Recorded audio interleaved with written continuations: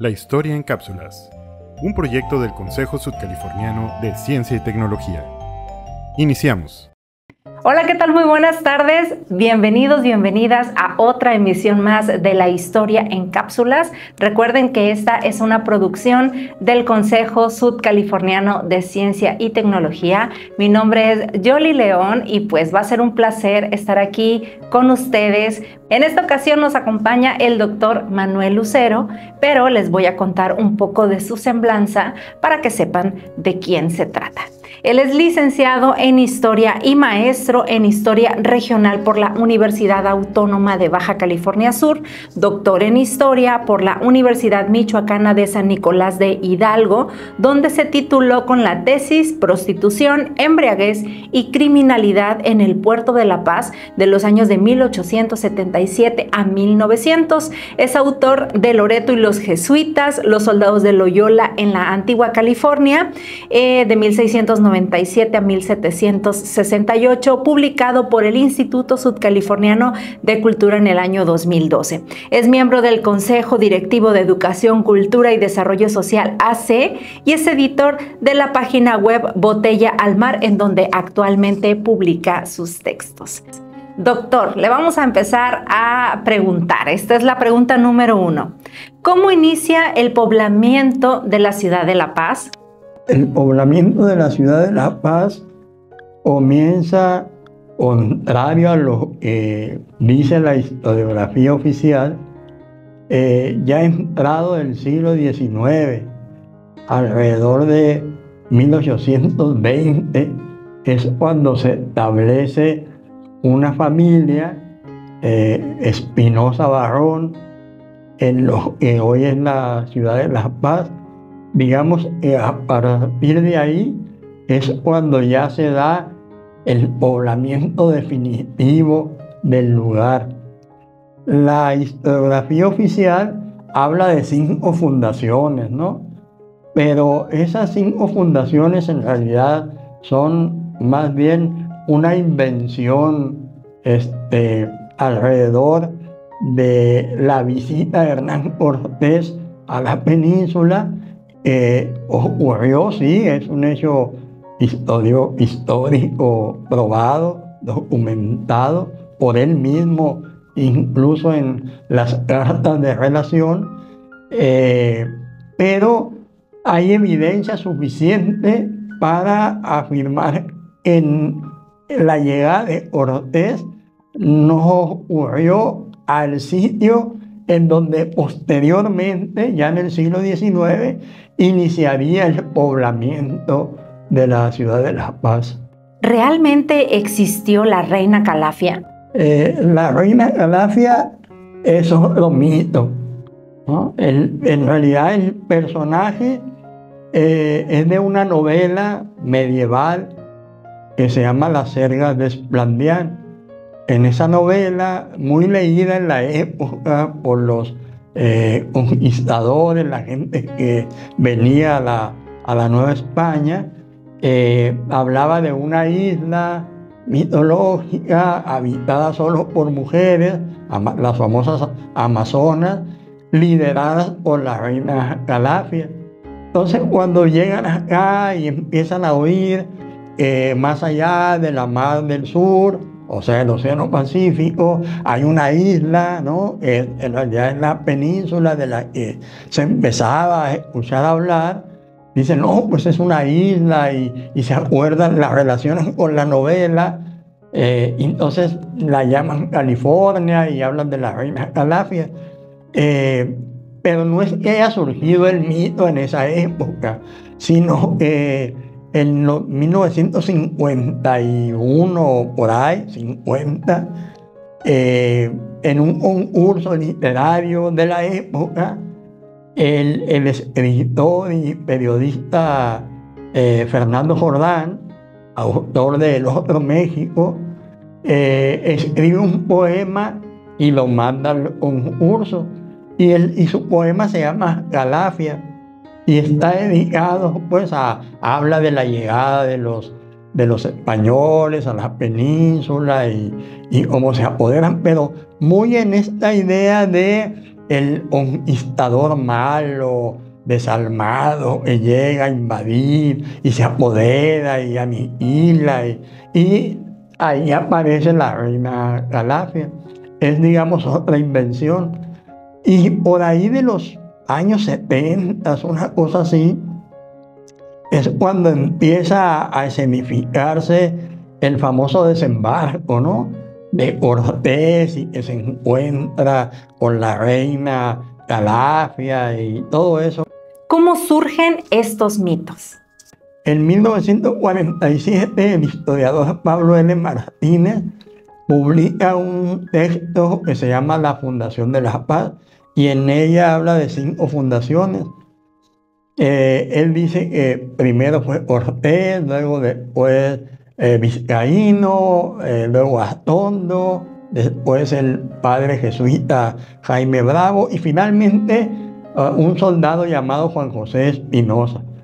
Y luego él dice, bueno, pero por primordial y dramática, señala él, la que debe considerarse como la fundación verdadera es la de Hernán Cortés el 3 de mayo de 1535. Con el tiempo se recoge esta idea y se va convirtiendo, digamos, en esto que yo llamo en mi libro en preparación, ¿no?, la invención mística.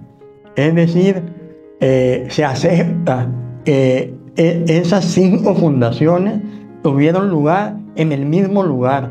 Sin embargo, yo he encontrado evidencia de que no es así, de que cada uno de esos arribos a la zona ocurrieron no solamente con largos periodos de tiempo entre uno y otro, ¿no?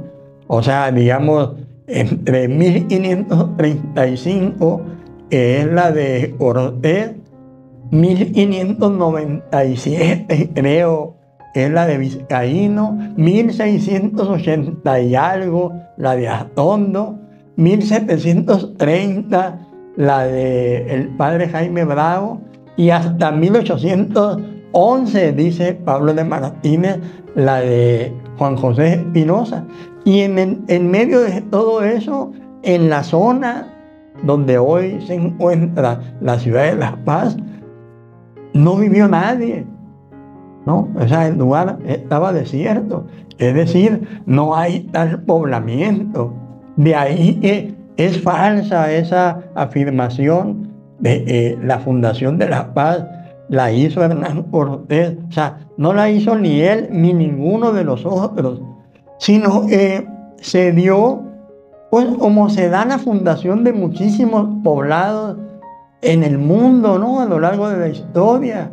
Un grupo de personas llega a un lugar, decide asentarse ahí, después llegan otros, las familias empiezan a crecer y pues la población empieza a extenderse hasta que un día ya ese poblado alcanza un cierto nivel ya de número de personas, de bienes, servicios, etcétera, y pues alcanza el rango de poblado, de ciudad, villa o lo que sea, ¿no? Y fue el caso de La Paz. No hay, digamos, no tiene La Paz una fecha de fundación, pues como a lo mejor sí alguna y otra ciudad por ahí, ¿no? Muchas de ellas míticas, ¿no? Por ejemplo, la fundación de México Tenochtitlan, ahí sí es un mito, ¿no? El águila sobre el nopal, devorando a la serpiente, llegan estos grupos, ya traen la señal, ¿no? O sea, ya saben que donde vean un águila sobre un nopal devorando a una serpiente, ahí deben de fundar su ciudad. ¿Fue así? No, no fue así, pero así se contó y así se asimiló a lo largo del tiempo. He ahí, digamos, un caso de una fundación mítica. O Puebla, que fue trazada en una noche por los ángeles, ¿no? O sea, un día de repente despiertan, digamos, los grupos que vienen ahí, la familia o algo así, y se encuentran aquel trazo, ¿no? maravilloso. Y, o sea, era lo que hoy es la ciudad de Puebla. ¿Y quién lo hizo? No, pues vinieron los ángeles del Señor y la trazaron. Y pues durante mucho tiempo, digamos, la colonia, pues a lo mejor hubo gente que creyó que eso efectivamente así había ocurrido.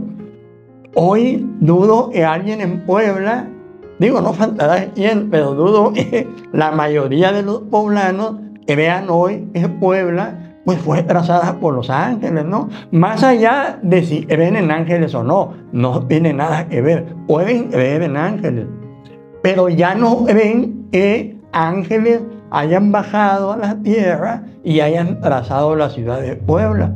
Entonces, yo lo que planteo es que debemos de dejar de lado, digamos, la invención, porque ni siquiera es un mito en nuestro caso.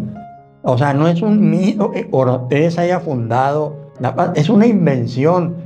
Es, para decirlo llanamente, es una mentira. Y a mí por eso me disgusta tanto, ¿no? Que se afirme y que se reitere cada año, ¿no? Esa falsedad, y se engaña a los niños sobre todo, ¿no? Y se les hace creer algo que no tiene nada que ver con lo que sería, digamos, la verdad histórica, ¿no? ¿A qué se refieren las 5 fundaciones de la paz? ¿Qué evidencias hay de que se trate del mismo sitio? Las 5 fundaciones, digamos, ya un poco lo conté, ¿no?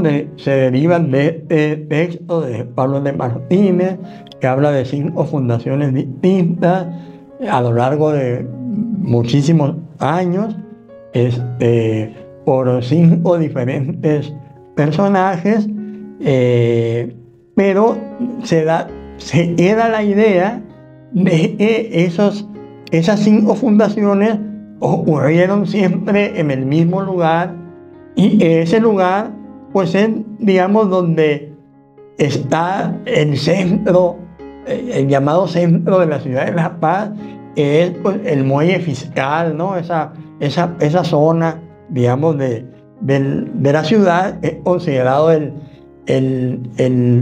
punto de origen de la población, y efectivamente más o menos lo es.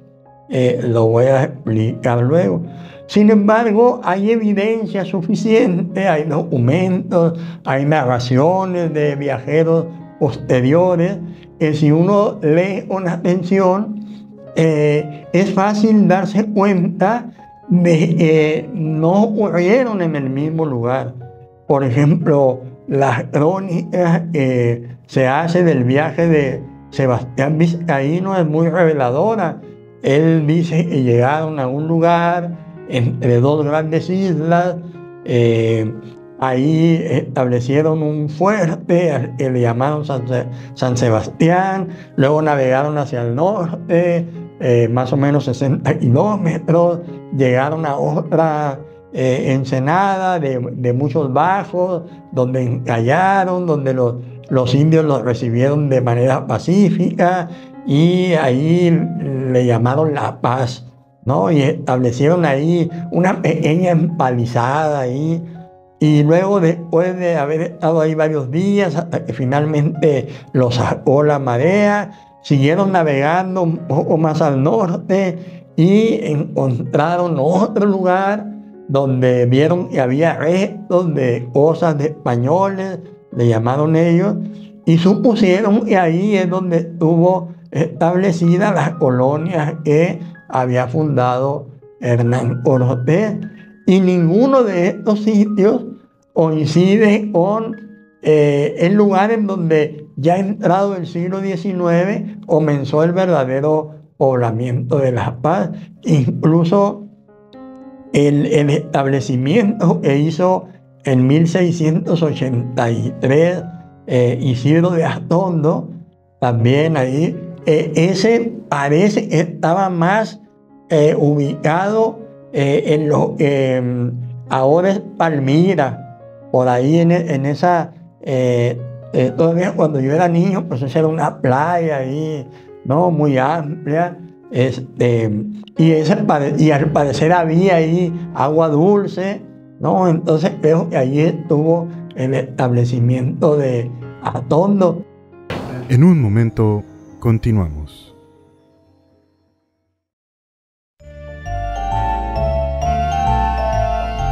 Continuamos. ¿Qué nos dice de la evidencia real del proceso de fundación de La Paz? Poblamiento real, vamos a llamarle así, de La Paz, comenzó, según la evidencia que yo he encontrado, entre 1819 y 1820. En su artículo, Pablo L. Martínez señala la fecha de 1811, porque ese año se le concede a este personaje, que era un soldado de la guarnición de San Antonio, el sitio de La Paz, ¿no? El sitio de La Paz se le llamaba sitio porque era un sitio de ganado mayor. Tiene incluso sus medidas. Cuando yo descubrí esto, me sorprendí, porque en realidad el sitio que se le concedió era enorme. Iba desde el Cerro de la Calavera, una línea recta más o menos hasta el Cerro Atravesado. De ahí a un lugar que en el documento se dice que era un elital, ¿no? Así como pues un grupo de élites ahí, un sembradío de élites, ¿no? Me imagino silvestres. Esa era la siguiente, digamos, la mojonera que le llamaban. Y luego de ahí, otra línea hasta donde hoy está el hotel que se llama Gran Plaza.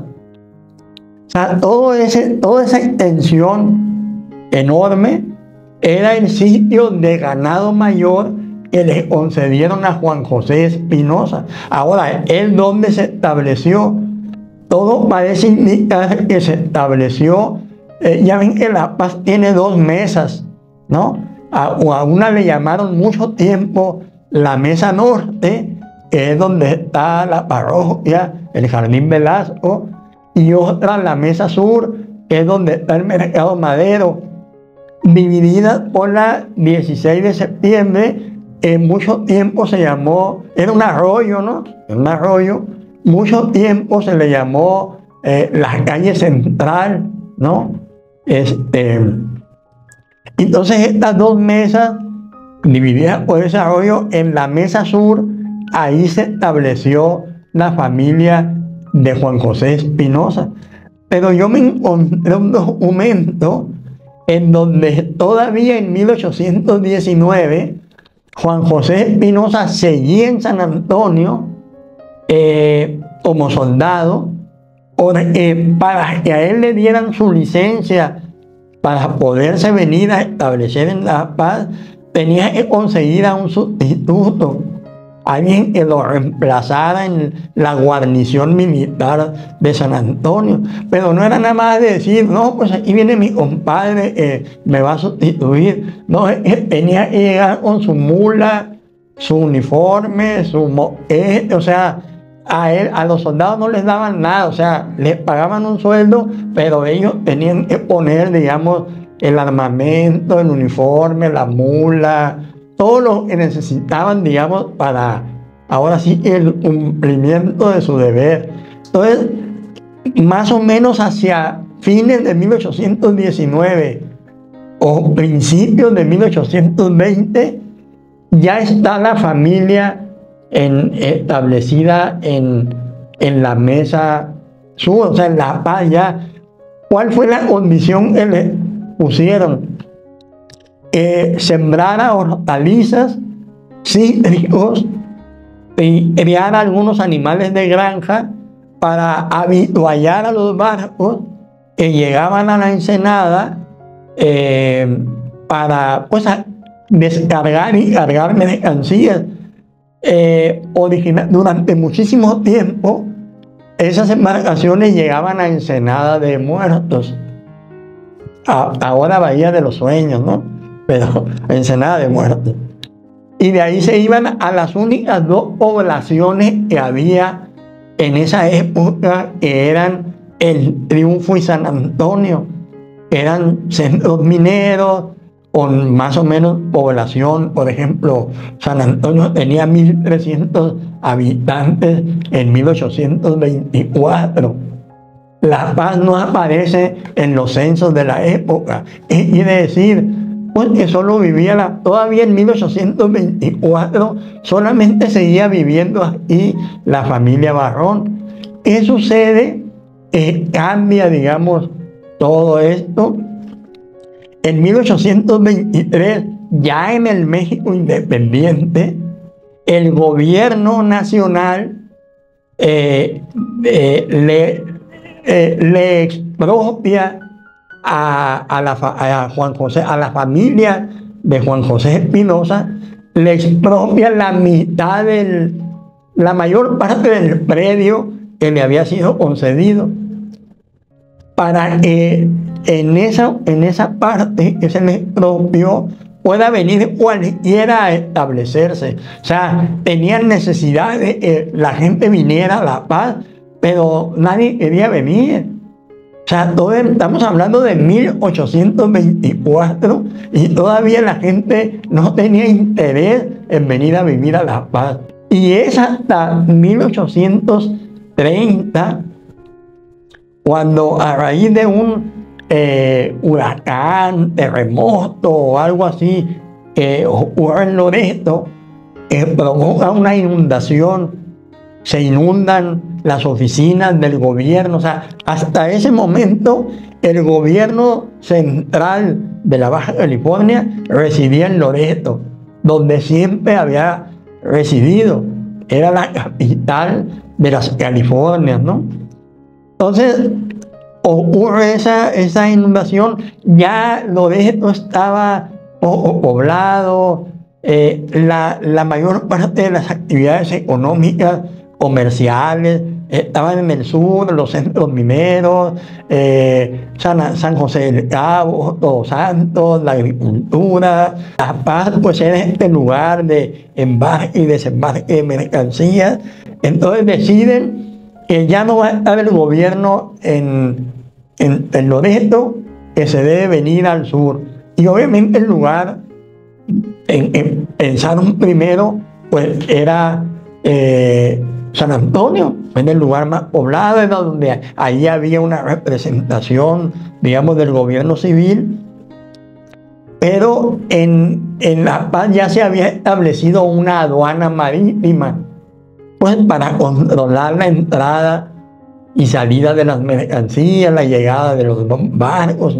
Y entonces, no, pues ya está ahí, pues, el movimiento, el dinero. Ya las mismas familias de comerciantes que vivían en San Antonio empezaron a tener pequeños negocios en La Paz, oficinas de sus mismas empresas, tenían sus propios barcos, ¿no?, para llevar y traer sus mercancías.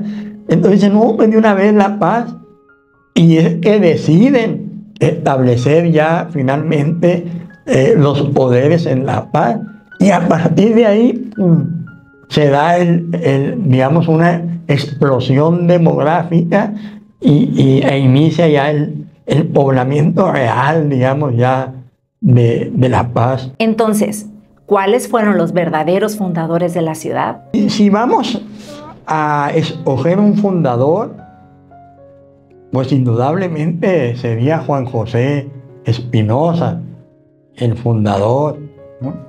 Pero aquí yo matizaría por el hecho de que él nunca pretendió fundar una ciudad. De hecho, él vivió muy poco después de establecerse. Pero como él nunca tuvo, digamos, conciencia, pues para mí no hay un fundador de la ciudad, un fundador. Yo creo que la Fundación Real de La Paz es una empresa, le llamo yo en mi libro, de comerciantes, arrieros y marineros. O sea, hay un grupo de comerciantes y a la vez eran marineros, o sea, tenían sus propios buques con los cuales iban al macizo a comprar sus mercancías, venían, tenían sus negocios, empezaron a establecer sus negocios en La Paz y luego estaban un grupo de arrieros que llevaban las mercancías que se desembarcaban en La Paz, las llevaban al Triunfo o a San Antonio en sus recuas de mulas, ¿no?